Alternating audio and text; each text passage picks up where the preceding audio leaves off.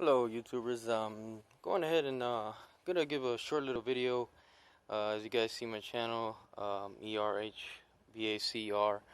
Haven't done a video in a while. The only one I have on there currently now is one on a Inficon leak detector, and I probably watched a lot of videos on YouTube, going ahead and helping me with just different things, not just in HVAC, but all types of stuff. And I just figured that with my knowledge and what I know, I'll go ahead and share some of the stuff that I know. And this will probably be one of my first videos, really going ahead and getting into it after a while.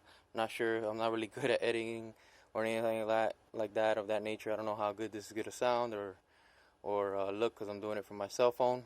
But I just want to go ahead and try and get back and see where it goes from there. And if I get some good responses, then I'll maybe do some more detailed stuff. But this one's basically going to be stating some of the more common stuff that I come across residential air conditioning.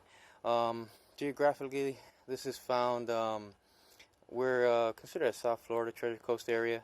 So just to give you guys an idea as to how things go, we're now in November, still having some really high humidity. Try and make this as short and as sweet as possible as well.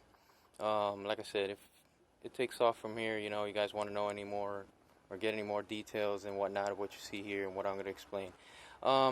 Starting off here on the outside in the condensing unit, it's probably, I would say, and I've probably heard it on other videos as well, this is what's called a run capacitor here.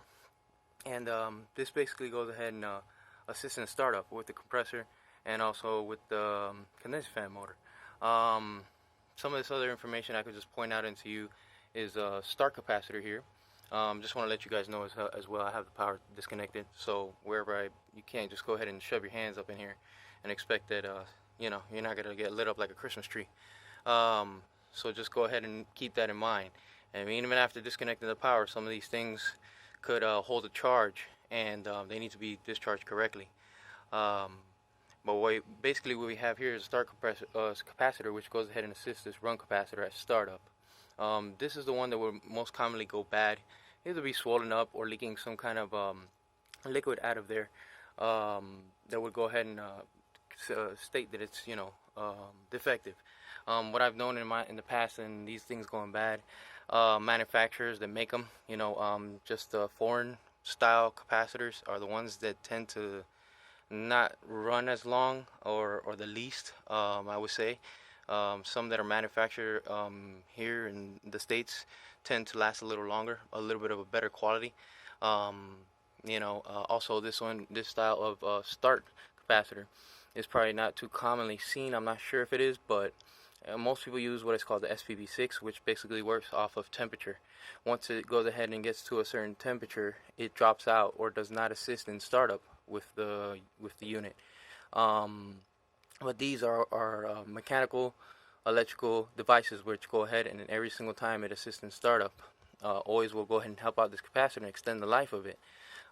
So it's a big thing to go ahead and or a plus to have one of these installed. Manufacturers don't, some do, some don't put them right out of the factory, just due to cost. Like I said, there's other components in here, but that's probably by far, I would say, one of the main things you might want to start. If you got a compressor it's just not cooling, it's not starting, you got your fan probably running, your condenser fan, you see it, you feel it, you got cool air coming out when you have it in cooling, your suction lines are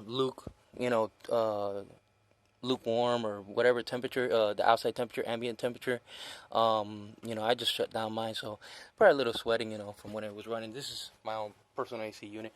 I'm gonna go ahead and walk inside now and give you the second main thing that I would say, and maybe most other air conditioning contractors and whatnot, or companies wouldn't go ahead and suggest this. I don't think I've ever have.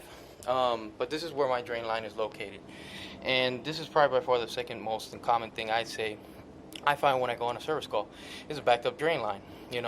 Just due to time. Remember, you have all the elements from inside your home. It could be dust, debris, just as dirty as your coil in here gets. There's a coil inside of here. We'll go ahead and get into the water and just make a real hot mess. And the best way, to tell you the truth, beyond using a vacuum, nitrogen, what we usually go ahead and use it's a pressurized gas to go ahead and push out any debris out to the outside to the drain outlet, is water. grab your garden hose. If you have a garden hose, I mean, I have the convenience of, grabbing the garden hose from right outside of here and just dragging it on in here. And this is called a clean out. Go ahead and you go ahead and put your garden hose to here and just flush on through. And 90% of the time, I've never had an issue. I wouldn't say never. I mean, it has to be a real bad clogged up with something else that maybe wasn't supposed to be there to begin with, but usually clears it out. That's, I'd probably say, the last thing that would go ahead and be of an issue. And